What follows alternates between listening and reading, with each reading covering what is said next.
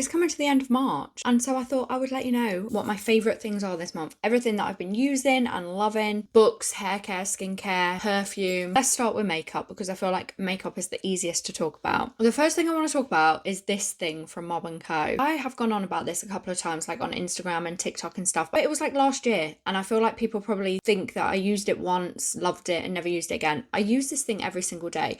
This is the Spuffy from Mob & Co. It's basically like a beauty blender in the shape of powder puff. I feel like this makes your foundation and stuff go on so much smoother than a beauty blender. I don't know why. I have no idea why. I don't know the science behind it, but it just does. Also, I like that if I was traveling somewhere, I could just take this because that will do all of your cream products. If you have two, then you could do your cream products and your powders. I wouldn't use this for powders though. I don't like this so much for powders, but I love using it for liquids. I feel like it blends everything out really nicely. I loved this last year. I'm still using it. I still love it. My favourite blush at the moment is the Be Perfect Scorched in the shade Flush. This has got the most beautiful pigments in it. It's really subtle, but it's got like glitter pigments in it almost, and it gives you like a glow from within. Where a lot of blushes go wrong for me, the glitter particles, I don't know if that's what they are. They're too chunky for me, and it feels like I've just got like loads of bits of glitter on my face. Don't find that with this one. This one is like, it just reflects nicely in the light, but you don't get like that weird stripe. Really easy to blend. They're not really pigmented, so I like that because it means that I can build it up rather than like, I hate the thought of like a really pigmented blush because it just scares me. This one you can really take your time to build up, so yeah, absolutely love that. Last one for makeup is the Milani Make It Last, the original version. This really reminds me of the Charlotte Tilbury setting spray, so if you like the Charlotte Tilbury setting spray, then I would 100% recommend this. It's about a third of the price, but it does the exact same thing, and I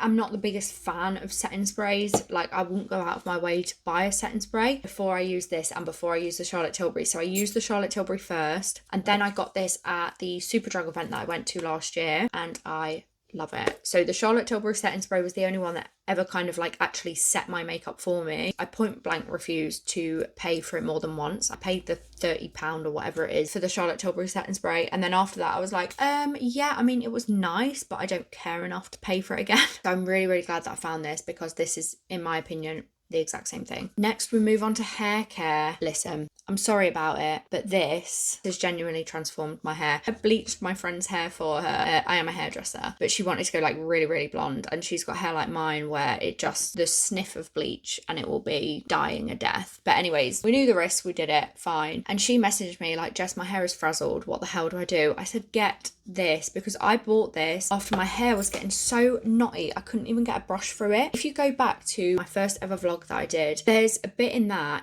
was in January, where I couldn't even get the brush through my hair. I had to cut a big knot out of it, and my hair now, it's like, it feels like it's getting its floppiness back. Like, it doesn't feel like it's just made of straw. I mean, my hair's always going to be on the drier side because it's naturally curly. I feel like the difference that it's made in my hair is absolutely insane. Also, Dan perms his hair, and I told him to start using this, and he's noticed a difference in his hair too. So I don't like the price of it. I absolutely do not like the price of it, but I got mine on Vinted. I think you have to be really careful on there because there is like a lot of fakes, but I must have been lucky because mine came like fully sealed, fully packaged. I'm kind of just hoping that they're not fakes on Vinted and it's just somebody that's just pinching from a warehouse somewhere. So yeah, 10 out of 10. If your hair is dying a death, then yeah, it's worth the price. If you can't afford the price, check Vinted for it. Next in hair care, this bottle was disgusting. So I don't know how you pronounce that. Luo? I went into Sally's and I was like, okay, I need something to make my hair feel nicer. This was again in January when I had that huge knot. And I got this set. They were on buy one, get one free because I think they were new, or they were new to Sally's. So I got the shampoo and the conditioner. Oh my God, my hair was so shiny. So shiny. And it was funny actually because I washed and blow dried my hair. It was the first time in months that it felt really nice. And then I said to my son, God, my hair is like so shiny. It feels so soft. And he was like, oh, can I use that? Can I use that? So we're still getting through this conditioner. We've got the tiniest bit left, but like, if he has the choice, he will go for this conditioner. He's like, and then he'll look in the mirror and he'll be like, oh my God, my hair is so shiny, it's so shiny. The only downside to it is the bottles are so small. 300ml in this house just doesn't last 2 minutes. I wish I'd have got more while they were on buy one get one free. Will I repurchase? Yeah, I will. I just haven't been back to Sally's yet, but I will repurchase that. They do different versions of it. I might try a different version, or I might just stick to what I know. I'm not sure. Moving into skincare, I got to the end of this. Had a Labo. This lasted me ages. I used it on and off. When I first started using it, I really didn't like it that much. I think because I'd gone from like a really rich moisturizer to this one, which is a gel. And I didn't think that I liked a gel. I felt like my skin was too dry for a gel. But it wasn't. And I really, really liked this. It sits so nicely under makeup. It's not too heavy, but it does feel like it gives you the hydration that you want. I really, really liked that. It's quite rare that a moisturizer makes me think, oh, I will repurchase you. But that is definitely one of them, along with the Medicube vitamin C capsule cream. I'm really sensitive to vitamin C. I actually got sent like a whole Medicube skincare set for me to try. Life-changing. I really want to repurchase. I just can't afford to repurchase at the moment. As soon as I have like the slightest bit of extra income, I will be getting back on the Medicube hype because I absolutely love it.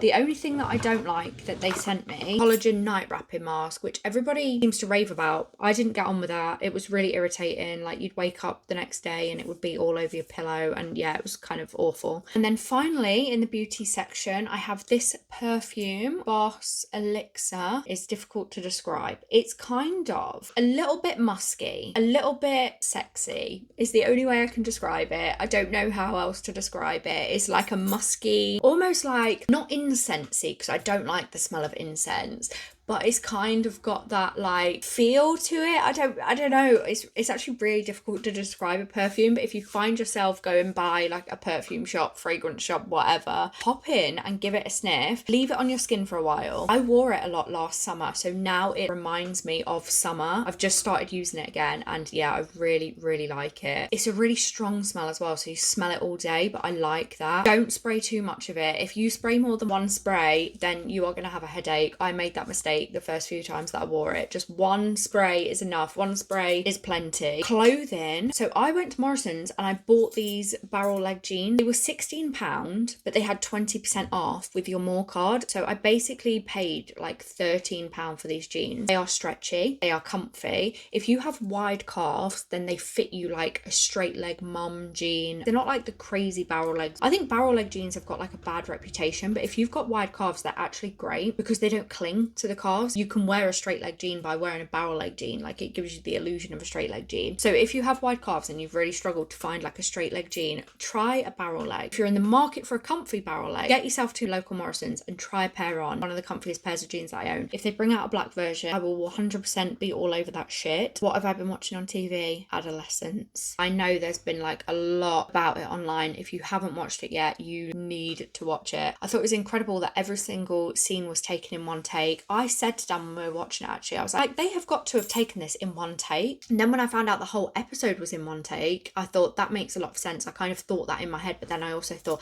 surely not. Surely they wouldn't be able to pull that off. Yeah, like absolutely incredible. I've got like a bit of a love for Stephen Graham at the moment. Has anyone watched 1,000 Blows? That's another thing actually that we watched. 1,000 Blows and Adolescence this month, both with Stephen Graham. It's really weird, Stephen Graham, because I feel like I've seen him in so many things, but I feel like he's really having his moment to shine now. I've always known who he is. All of a sudden it's like, wow, no, he actually is incredible. Do you know what I mean? If you enjoyed Adolescence, then definitely go watch 1,000 Blows, and if you enjoyed 1,000 Blows, then go watch Adolescence. Adolescence basically follows I think like 13-year-old boy who's been accused of murdering his schoolmate, and it kind of opens up the far right ideology that's being pushed on young boys at the moment, and the consequence of what is happening, what is going on, like with fucking men with microphones. I feel like it's come at a really good time. I think it's definitely made parents think a lot more about what their kids are doing on their phones. This is kind of like a thing that is a big thing in our house anyway. Like our son is not allowed, like I wouldn't let him upstairs on his iPad in his bedroom. I mean, he is still young and I do get that. I get that things change. I don't know how comfortable I would be when he gets to that age of him being like in his bedroom. And I think if he's not doing anything weird on his phone, then why can't he do it in the front room? When I grew up, we had a shared laptop, so there was 4 of us. This laptop used to live in the dining room. No one was allowed to take it in their room. If you wanted to go on the laptop, you had it in the dining room. Eventually, because I was the youngest, as like everyone got older, moved out, was going out more, I was then allowed to take it into my bedroom. But by that point, I was like 17, and even then it was a bit taboo. Like my stepdad wasn't really happy about it. I mean, I was still up to stuff, of course I was, but I don't know if I think it kept me safer. I definitely think that's probably something that we will do as well here. Not have a shared laptop, but do not go in your room on your iPad. It is kind of something that we've already implemented, really. But I also appreciate my son is small and has changed, but definitely I think it was really eye-opening for a lot of people with kids. Yeah, and then 1,000 Blows. 1,000 Blows, wow, that's on Disney. It was